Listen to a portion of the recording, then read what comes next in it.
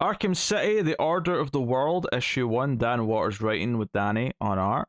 So this was something I'd been looking forward to, just based on kind of the aesthetic that we're going for with the covers, the harkening back to Arkham Asylum, a serious house on a serious earth, pardon me. And, this is set in continuity. This, they reference A-Day, and that's kind of changed things. It's kind of about a bunch of the inmates who used to be in Arkham, who were able to escape Arkham and didn't die in A-Day, and what they're going through hiding out in the real world in Gotham, what they're up to, and it focuses primarily on Dr. Joy, who is the only therapist who survived the Arkham attack because she wasn't in that day, right? Everyone else was there, they all died, but she survived. That's really terrible staffing levels when you can only have one therapist a day off at a time. I mean, how many therapists are like qualified to? I would say when your job is rehabilitating the mentally ill, you should probably have quite a lot of therapists on staff. That's like the main thing. Yes, but how many people want to work at Arkham though? Maybe it's slim pickings. That's significantly less. It's got to pay pretty well, right? I don't know. I don't know. I'm not convinced. How else do you get people to sign up? That's what I'd say about teaching, but a lot of teachers work for crap money, so... That's true. Teachers are weird. So, You make a good point. I rescind everything. So the book opens with kind of her trying to calm down this little girl. It turns out rat catcher's under her bed and was planning on eating her.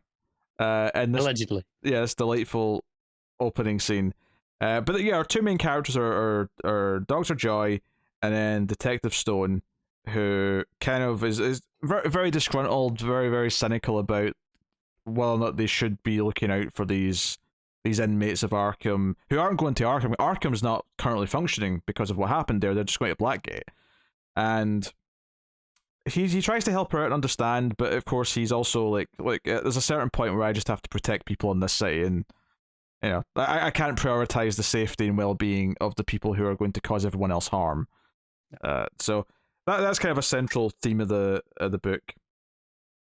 But we have this moody art style, a lot of black inks, a lot of black backgrounds in the pages, really flat colors. Yeah, it's definitely going for that crime horror thriller vibe. They go to Arkham to fetch some of her things, so we kind of get them walking through the halls, and her office, which has got like old techniques of dealing with mental patients, like weird straitjackets with like head like cage things. Yeah. Like really dire stuff, because there's a really nice bit where she talks about how they used to be called madhouses, then they changed to asylums, and Arkham never got the memo, but they're supposed to be mental hospitals now.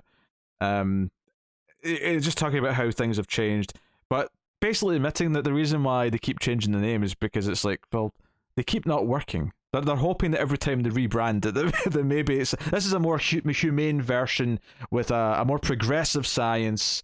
We'll solve it this time. Yeah, and I haven't got it yet. No. So I kind of dug this. That this was a mix of, I think, some new villains and also obviously some not like quality C tier villains. I'd say like I love Professor Pig. So like when it cut to Professor Pig while she was like describing him for a couple of pages, I don't know, it's just nice. It's nice that he feels like a proper member of the Rose Gallery who fits in quite nicely. Yeah. So neat. My tablet turned off for some reason. I don't know why. It wasn't even out of power. I was on like 85%. It took a while to turn back on, but whatever. That's good. We had a little tangent there on Professor Pig, innit? Good job, yeah. And then, we see Mad Hatter, and it's basically what these characters are doing out in the real world. A couple that I'm not familiar with, like Double X. I don't know if I know what Double X is. Could be. Is that a new character? I'm not familiar with Double X. I mean, it could be just an obscure pull. Yeah, and you've got Phantom chasing Mad Hatter, but throughout all this, there's a second narration thing that's happening throughout, and there's some minor characters who definitely feel like new. There's the guy in the bandages who, Well, he's definitely new given the yeah, point of his place in the story. yeah. That was clear later on. But it turns out this extra narration talking about all these characters is coming from the Ten-Eyed Man, who is a really, really cool horror design. I love him. Uh, I just love it already. I love the lettering of his boxes as well. Like they're not quite square boxes. They're a little bit wavy, but they've got little like eyes just dotting off them. They're mhm. not even like really obviously eyes. They're just like dots within a circle. But that once you know that's whose box it is, it makes sense of their eyes. Yeah, and he's talking to someone. I don't think we know exactly who this is yet at this point in the book. But he's saying how he needs teeth. Right? Yeah, and how all the eyes do a different thing. Yeah, and when we say he needs teeth, he's doing this because all the villains seem to think the ghost of Amadeus Arkham is like around, and that's who is demanding the teeth apparently. So it kind of ends in this cliffhanger with this scene where he's being really creepy, like sort of bending backwards, looking at this guy, and it's as the other characters are leaving Arkham and they're walking through the halls, the empty halls of Arkham, and they go past the bust of Amadeus Arkham, and they're talking about, the others believing there's a ghost of him around, and they're all talking about him like that. They're called to a crime scene, and it's like Mad Hatter had a bunch of people with his hat tech on them, but he electrocuted them all, so they're all burned and fried.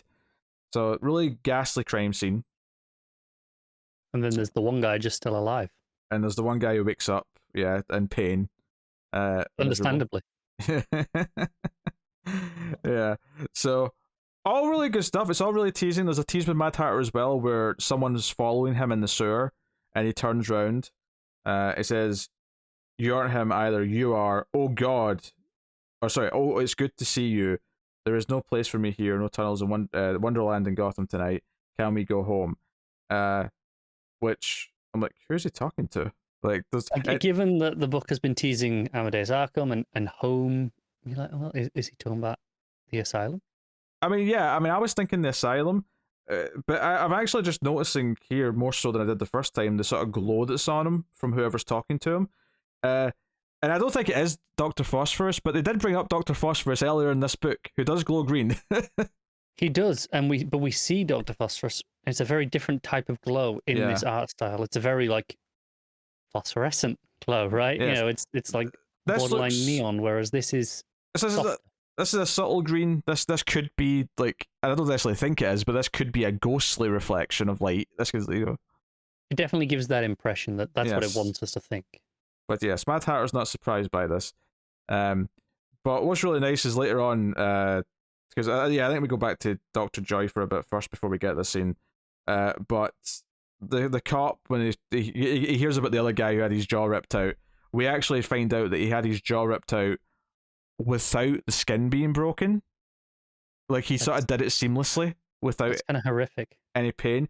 And then we actually get the visual, because the sort of the big hook of the issue is that this Dr. Joy, when she goes home to her apartment, the Ten-Eyed Man is waiting there, and she knows he was there, and it's like she's like doing some off the book therapy and like trying to keep him at bay. She's there keeping him.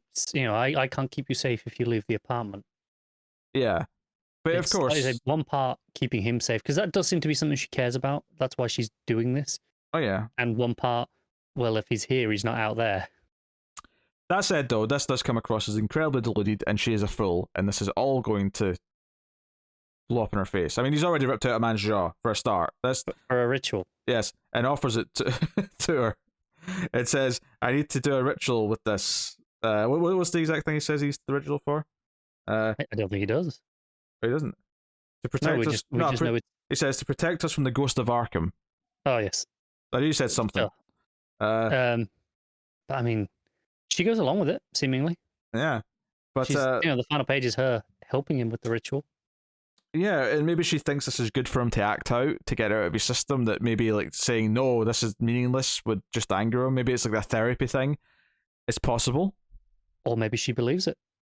Yeah, maybe she's just batshit herself. It's entirely possible. Well, that's the whole point of the conversation when they talk about the bust of Amadeus Arkham, is some of the inmates worship him because he was committed himself and died as a patient, not as a doctor. And she talks about that fine line between the patients and the therapists, like Arkham or even Harley Quinn. It's well, who knows? Maybe she has crossed over that line as well, for all we know.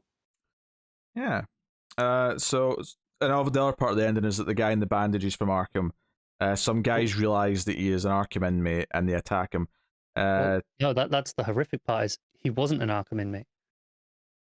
Oh yeah, sure, yeah, of course. Like Yeah. that's not just he was a war veteran. The PTSD. He heavily bandaged for that, but they assume he's an Arkham veteran because they know they're out there creeping around and they think he's one in disguise. And they yell specifically, "You think you can eat our children?" Because that was what the rat catcher was going to do to at least two victims, because they mentioned in that scene at the start that he chickened out of eating the last one. He almost went through with it in the last one but didn't.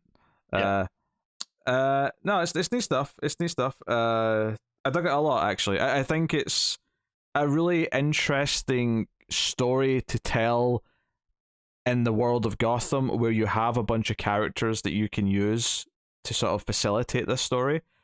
Obviously you got some new ones as well, but the fact that Arkham's such a key part of Gotham's like continuity, it has been for decades at this point. Yeah, and history, that even though it's not necessarily going to be set in Arkham a lot because it's not in use, although I mean I'm suspecting we'll go back there at least a couple of times by the time the book's done. Bringing up Amadeus Arkham, the first thing I think of when I hear Amadeus Arkham is that first Arkham Asylum game, because it's mentioned, his name is mentioned so much when you're going around finding those damn the headstones, the headstone things, the give you the audio recordings of whatever he once said. So yeah, I dug this a lot, and the art style definitely gives you that, like, it wants to kind of feel a little Silence of the Lambs, I guess, to put it into a feeling. Sure, it's definitely the art that elevates it. Like, don't get me wrong, I really like the writing. I like what it's doing. I think it's really fascinating and interesting. But the art just gives it a tone that makes it feel unique amongst all the other DC books I'm reading right now. Oh yeah, sure. Right, there's nothing else like this out there right now from DC. No, it feels very different, and I think it's the sort of thing that it might get a bit of a cult following, where the trade of this will become something that is highly recommended. Assuming it keeps this quality up, and yeah, the only thing that might go against it in the long run is just it being quite tied to continuity with the stuff going on with post A-Day Arkham, but it might not matter. We'll have to see what the story does. Yeah, I mean, if all it is using that as a jumping off point, I don't think it'll matter, because it's just it's something that's established at the start. Is the Joker did a thing, it killed everyone in the building, which set up the status quo, and go. Yeah, hopefully. And it says next time the Bloody Order of Azrael, which I'm excited for. Yeah, I don't even know what's going to do with that. So yeah, let's bring it in. Just throw it all. Just do it. Yeah, I don't know. But yeah, art's great. The muted colors, the flat colors, the inky feel of it. It definitely, there's panels where it does feel a little bit long Halloween looking. There's panels where it feels a little bit. So if you're talking about classic Batman, the colors harken back to something like Year One almost with those flat colors. Well, the colors, yeah, maybe even a little Gotham centrally in places, because it's dealing with. It's a bit looser than Gotham Central. Don't get me wrong. It's definitely got a looser vibe to it, but it definitely feels like a book that is set in Gotham that isn't necessarily a Batman book. And we get these every so often. Like, so Gotham Central, there was a Gotham by Midnight. Gotham by Midnight, yeah.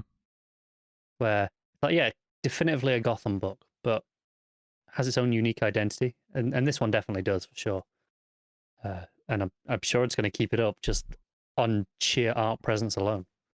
Yeah. What are you giving Arkham City, The Order of the World, issue 1? I'm going to give it like a 9. I think it would have been like an 8 or an 8.5, but the art just bumps it up. 8.5 on this one.